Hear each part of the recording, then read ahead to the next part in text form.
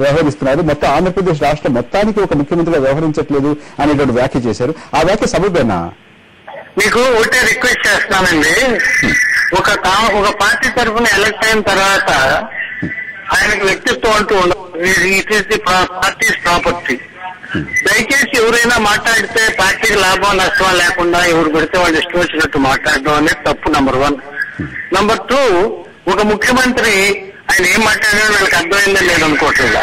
Rosie చాలా senior man, ఎవరికి ఇలాంటి వాళ్ళకి అవకాశం ఇచ్చేట్టు మాట్లాడలేదు. ఆయన చెప్పింది చాలా స్పష్టంగా ఏం చెప్పాడంటే, ఇండస్ట్రీ వాళ్ళు భయపడుతున్నారు, మీకు రక్షణ ఇస్తాము, మీరు ఇక్కడే ఉండండి అని చెప్పాడు తప్ప మీరు షూటింగ్లు అడ్డుపడుతుంటది, దారులకు గోడలు కడుతుంటది. మీరు చేసే కార్యక్రమాలు మీ ఉద్యమానికి లాభం నష్టం ఒకసారి మీరు ఆలోచించుకోవాలి.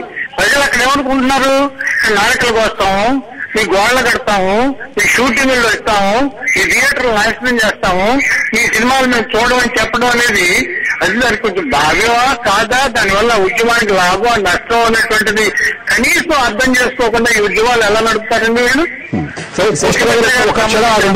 దామోదర్ రెడ్డి గారు ఒక క్షణం ఆగండి. దామోదర్ రెడ్డి గారు. శేషగిరి గారు నమస్కారం అండి. నమస్కారం దామోదర్ రెడ్డి గారు, బాగున్నారా? బాగున్నా. నూతన థ్యాంక్ యూ బ్రదర్, చూస్తానే ఉన్నా. You are more active like anything. Okay, మీరన్నది విన్నాను. ఇక్కడ ఏదైతే రోషయ్య గారు చాలా సీనియర్ నాయకుడు కాబట్టి ఎవరైనా జూనియర్ మాట్లాడితే తప్పుగా పట్టొచ్చు, కానీ సీనియర్ నాయకుడు బాధ్యత గల ముఖ్యమంత్రిగా ఉన్నవారు ఆ విధంగా మాట్లాడటం మాట్లాడారు. సినిమా రంగాన్ని చెన్నైకి తరలించే ప్రయత్నం చేస్తున్నారని, అదే సినిమా రంగం ప్రముఖులు మేము ఎక్కడికో ఇక్కడే ఉంటామని చెప్పి అంత చెప్పిన తర్వాత అదే కాకుండా నాలుకెళ్ళి ఎవరికి వస్తామనండి, అవమానపరిచిన వాళ్ళే నాలుకెళ్ళకి వస్తామన్నాం తప్ప వేరే విధంగా తెలంగాణ ప్రాంతం వల్ల ఎవరైతే అవమానపరిచిన వాళ్ళు, తెలంగాణకు వెన్నెముక లేదు, వానపాములు మరుగుజ్జులు అంటే నేను నాలుకకి వస్తానన్నాను. అవమానపరిచే వాళ్ళు తప్పకుండా వస్తాం. దానికి మీ మాట్లాడితే మీరు నాయకులకు వస్తాను. మరుగుజ్జుల హామీ వానపాములు వెన్నెముక లేని విధంగా మాట్లాడితే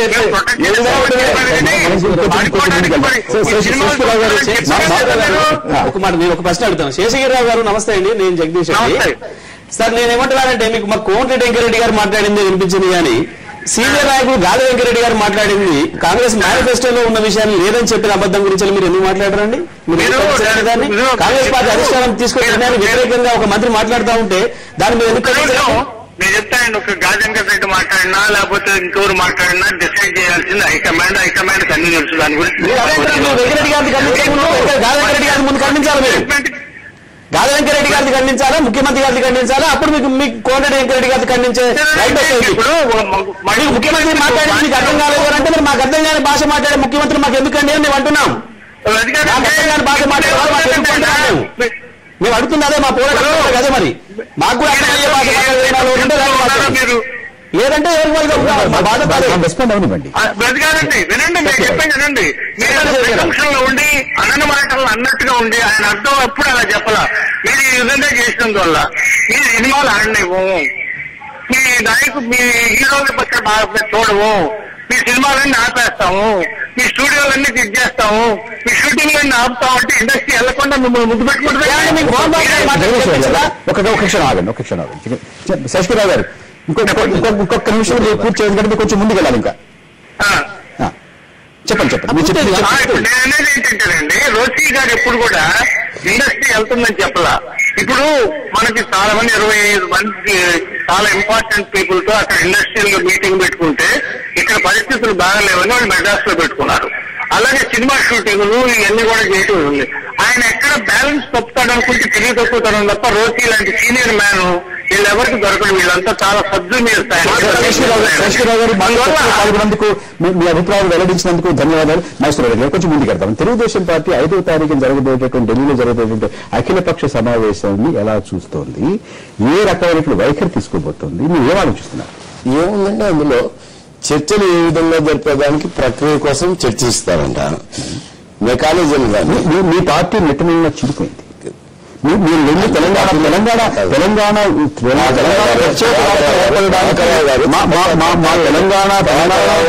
శాసనసభ్యులు కోస్తాలో ఉన్నటువంటి వారు రాయలసీమ నేను చెప్తాను. మీరు ఎందుకంత బాధపడతారు?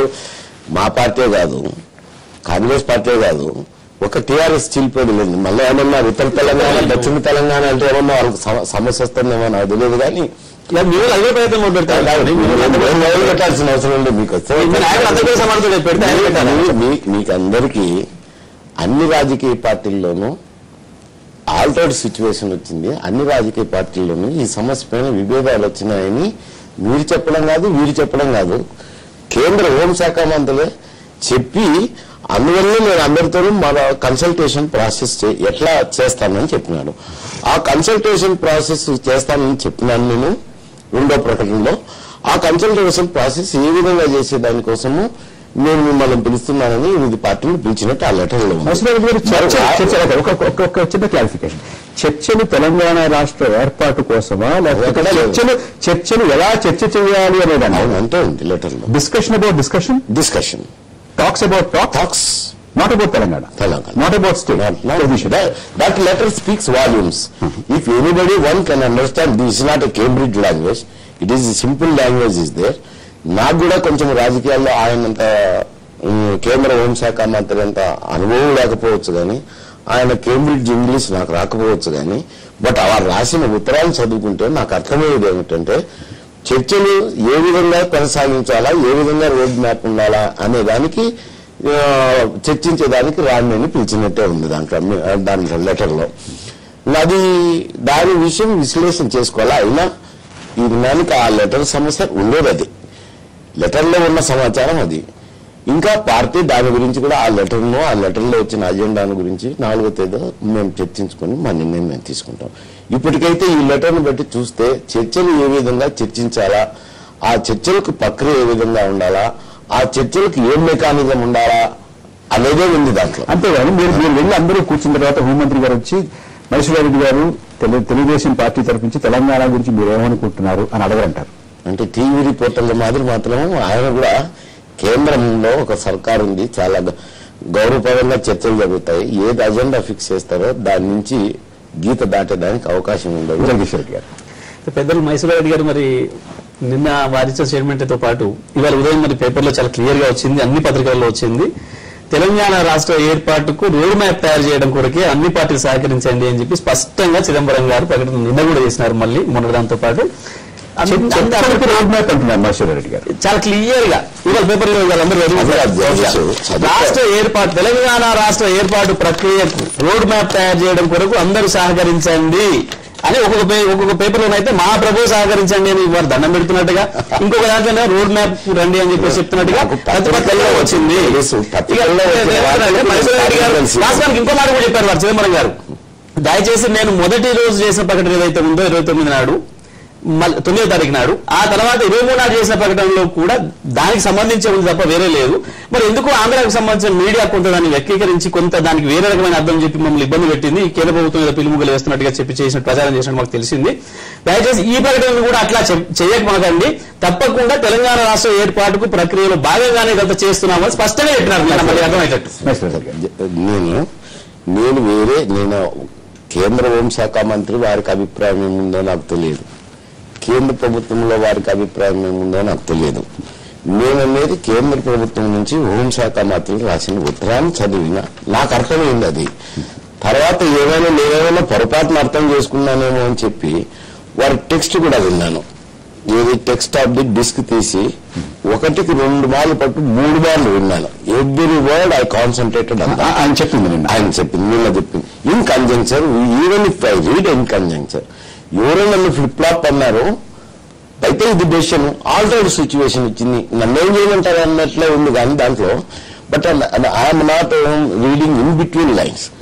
బట్ మమ్మల్ని చర్చలు పిలిచినారు, పార్టీని చర్చలు పిలిచినారు, అది వేరే విషయం. తెలంగాణ సమైక్యాంధ్ర నేను వాటి జోలికి పోవడంలో ఆ శబ్దాల జోలికి పోవడంలో అంటే 5వ తారీఖున తెలుగుదేశం పార్టీ ఢిల్లీ వెళ్లి అఖిలపక్ష సమావేశంలో పాల్గొని జగదీశ్వర రెడ్డి వాళ్ళందరినీ మాట్లాడినట్టు నాతో మాట్లాడకు నేను రావడం లేదు నువ్వు ఎందుకు అడుగుతావు నువ్వు 10 ఆ పార్టీ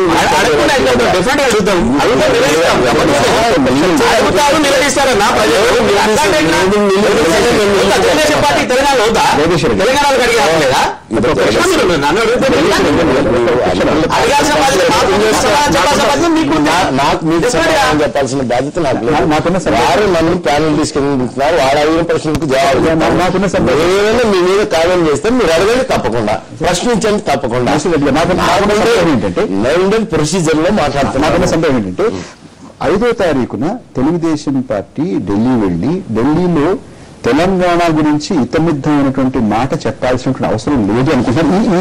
ఈ ఉత్తరం ప్రకారం నేను చెప్తాను లేదనుకుంటున్నా. ఆయన అజెండా ఇచ్చిన ప్రకారం కేంద్ర ప్రభుత్వంలో ఏదైనా చర్చలు కానీ ఏదైనా డిస్కషన్ ఇచ్చినా స్టేక్ హోల్డర్స్ అంటారు. ఎన్నో కమిటీ మీటింగ్లు పోతుంటాము. ఈ దినం ఇదంటే ఇదొక రకమైన ప్రక్రియ, రాజకీయ ప్రక్రియలో భాగంగా కేంద్ర ప్రభుత్వం పిలిచింది. మాకు ఎవరి వీక్ అదే పని మేము వేరే కార్యక్రమంలో ఎవరైనా పార్లమెంట్ సభ్యులుగా పోయేది ప్యానల్ చైర్మన్స్ ఉంటారు. ఏదైనా ఒక అజెండా ఇస్తే స్ట్రిక్ట్ గా అజెండా ఫాలో అవుతారు. మాకిచ్చిన అజెండా ప్రకారం ఇది ఉంది. రాజకీయం మా పార్టీ విషయం చెప్తారని నేను ముందే చెప్పాను. మా పార్టీలో ఈ విషయాన్ని గురించి ఈ ఉత్తరాన్ని గురించి కూడా చర్చించలేదు. ఈ చర్చించేదంతా 4వ తేదీ చర్చిస్తాం. మా నిర్ణయాలు మేము తీసుకుంటాం. మనకి సమయం అయిపోయింది. దామోదర్ రెడ్డి గారు, జగదీశ్వర రెడ్డి గారు, బైశ్వర రెడ్డి గారు మా స్టూడియోకి వచ్చి మీ విలువైన సమయాన్ని చర్చలో పాల్గొనడానికి కేటాయించినందుకు మీకు ధన్యవాదాలు. అలాగే మనతో ఫోన్ లైన్ లో మాట్లాడినటువంటి శేషగిరిరావు గారికి కృతజ్ఞతలు. నమస్తే ఆంధ్రప్రదేశ్.